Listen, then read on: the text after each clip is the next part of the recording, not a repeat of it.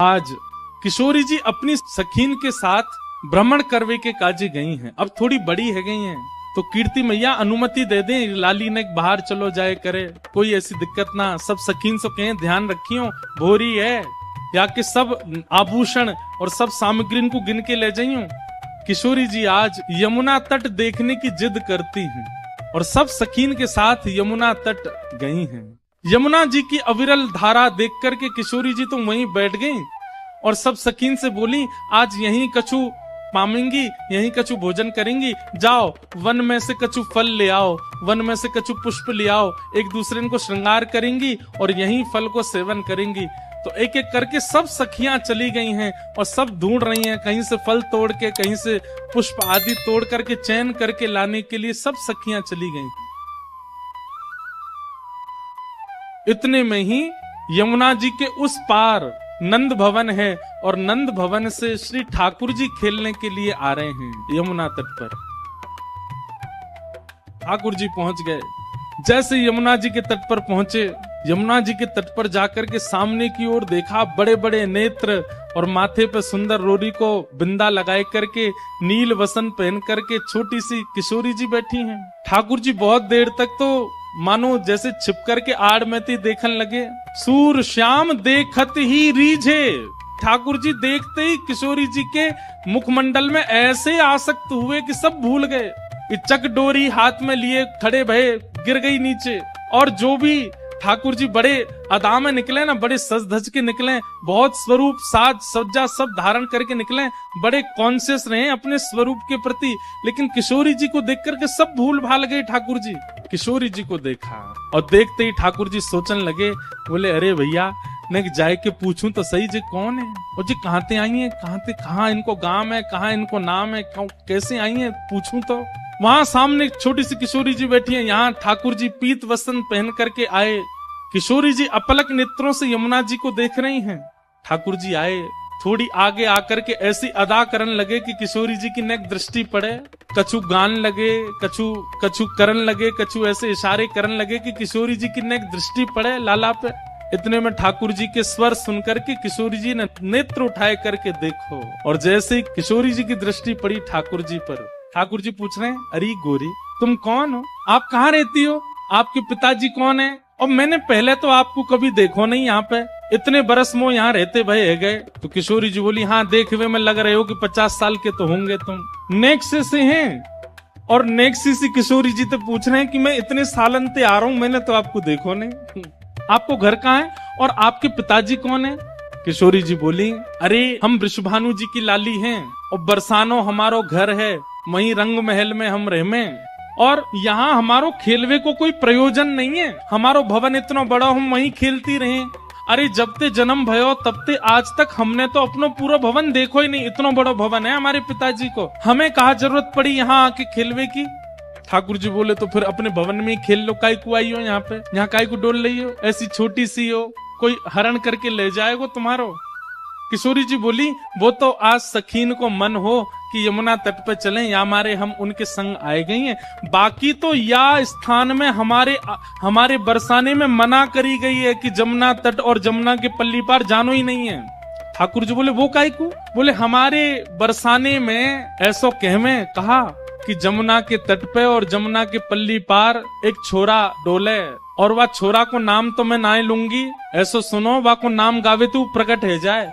ठाकुर जी बोले, अच्छा कोई और पता, हाँ नंद जी को लाला है, वो नंद जी को छोरा, बा के पिताजी को नाम नंद है, वाके काजे हमारे पूरे बरसाने में ऐसो हल्ला है कि वो चोरी करे, माखन की दही की चोरी करे। अब भैया पहले तो चोरी छोटी छोटी वस्तुन की होवे, धीरे धीरे फिर चोर निपुण है जाए तो बड़ी बड़ी वस्तुन ने चोरी करे। अब हमें तो ऐसा लगे वो नंद जी को छोरा दही और माखन की चोरी करे, कहीं हम यहाँ आ गए, हम तो बड़े घर की बेटी हैं, हमारे गले में ऐसे सुंदर सुंदर नवलखा के हार हैं, हमारे कानन में ऐसे महंगे महंगे कुंडल हैं, हमारे ऐसे ऐसे कड़ूला हैं, कहीं वाको मन आ गया और सब हरण करके ले गए तो, या हमारे हम तो यहाँ आमे ही ना है वाके डर के मारे। इतने में ही ठाकुर जी नीची नजर करके सुनने बोले, अच्छा किशोरी जी बोली, अच्छा तुमने देखो वो नंद जी को छोरा, तुम जानो भाई। ठाकुर जी बोले, वैसे बहुत बदनाम है बेचारो, ऐसा है ना है वो। मैं तो भाई बहुत अच्छे से जानू वो ऐसो है ना है, बहुत सीधो है, भोर है बेचारो। भाई यूं लगे कि घर में दही खाऊंगो, घर में मक्खन खाऊंगो, मेरी मैया बूढ़ी है गई है, वाकू दही बिलोनो पड़ेगो, बूढ़ी बाड़ी मैया की सेवा करनी चाहिए, वासो काम नहीं करानो चाहिए, या हमारे दूसरे के घर जाके दही खाया वे। और इन गोपीन ने वहां पे झूठ और चोरी को आरोप लगाई दियो। मैं तुम्हें सांची बता रहा हूं। किशोरी जी बोली, जा तरीका से आप पक्ष ले रहे हो और जा तरीका से तुम्हारे नैन मटक रहे, बातें तो यूं लग रही कहीं तुम ही तो नहीं हो नंद के लाला। ठाकुर जी की मुस्कान देख करके किशोरी जी उठ के खड़ी हो गई, अरे तुम ही हो नंद के लाला, मैं अभी भाग रही हूँ, रुको। अरे अरे ललिता, अरे विशाखा, कहाँ को चली गई? अरे देख वही चोर आए गए हो, जाके हम सब चर्चा कर रहे। ठाकुर जी दौड़ करके गए, सामने जाके बैठ गए हाथ जोड़ करके, और कहा कह रहे हैं, तुम्हारो कछु चुरायो हमने? किशोरी जी बोली, अभी तक तो नहीं चुरायो, आगे की पता नहीं है। ठाकुर जी बोले, ये सब बात बना में, और तुमको देखो बातन में आए के विश्वास नहीं करना चाहिए। नेक मुझे समय दो, और समय कैसे दो? नेक देर मेरे संग खेलवे चलो, मैं तुम्हें खिला के लाऊंगा, और तुम मेरे संग खेल के आई हो, और शाम तक देखियो, अगर तुम्हारो कछु चोरी है जाए तो भैया तुम बड़े बाप की छोरी हो, तुम्हारे घर में कोई कमी तो होएगी ना। अगर मैं एक आध नग चुरा भी लूंगा तो तुम्हारे यहाँ तो बहुत सारो है, और यदि चोरी नहीं करूं तो फिर मुंह को अपनो सखा बनाए लियो, फिर हम दोनों रोज खेला करेंगे। अपनी चिकनी चुपड़ी बातों से किशोरी जी को अपनी ओर खींच लिया ठाकुर जी ने, और फिर इमोशनल ब्लैकमेल कर रहे हैं। कहा, अब ठीक है, कोई बात ना है, आपके मन में पहले से ही मेरे प्रति चोर भावना है, अब वाकू तो मैं दूर ना कर सकूं, ठीक है आप तो जाओ, आपकी तो बहुत सारी सखी हैं, ललिता विशाखा सबन को नाम आप ले रही हैं, उनके पास आप चली जाओ, मैं तो अकेला हूं, देखो मेरे तो कोई ग्वाल बाल भी नहीं है।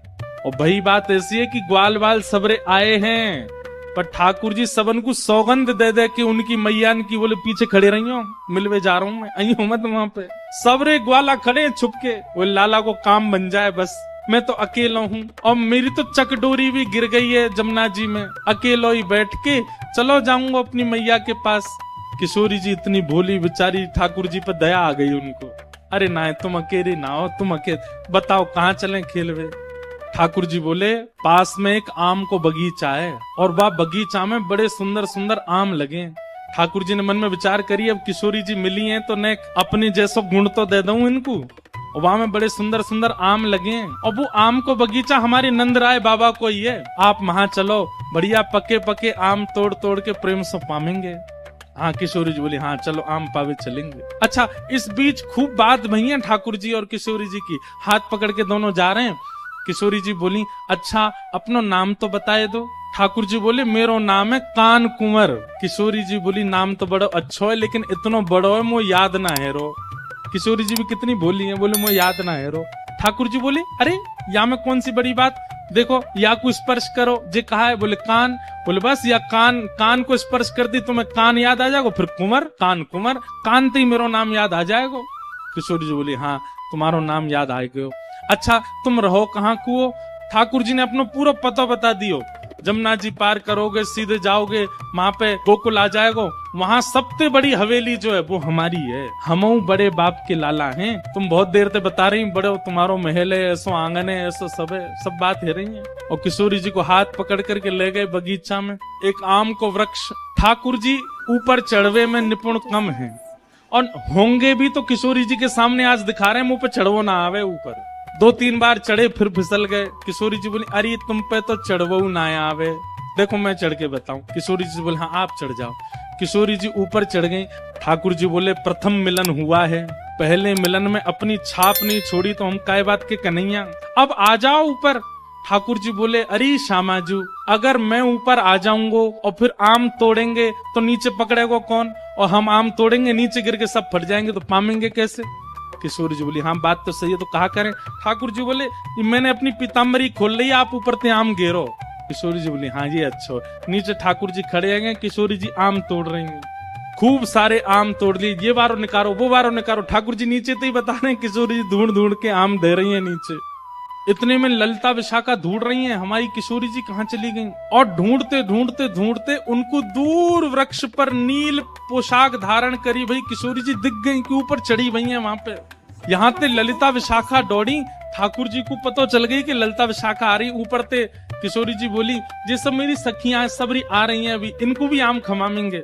ठाकुर जी बोले ये 8 और ये 9 और मैं 10वां, और आम उतर के आए 5। या को मतलब पहले तो यही पामेंगी और बाकी इनकी सबरी चतुर सखी ये सबरी पा जाएंगी, मुंह को काम लगो। सो ठाकुर जी ने कहा कियो, हे श्यामाजू जे आम ने गंदे से है गए, मैं इनको जमुना जी में धोके ला रहा हूँ भाई। किशोरी जी बोले हाँ हाँ चले जाओ। ठाकुर जी आम लेके गए और बगीचा संभालवे वालो जो माली हतो का हो वहां से जाके बोले, अरे तू पूरे दिन सोतो रे, बाबा ने यहाँ बगीचा में तू को रखवाली करवे को रखो है।